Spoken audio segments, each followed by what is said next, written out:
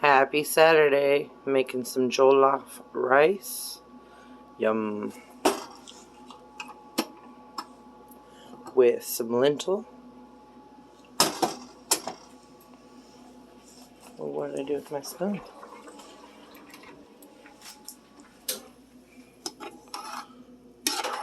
Just literally turned it on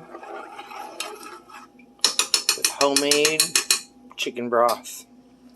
Oh yeah. And lots of seasonings. There we go. That's what's for dinner. And some taco meat leftovers. Happy Saturday, guys. Try yourself some African jollof rice. It's very, very good.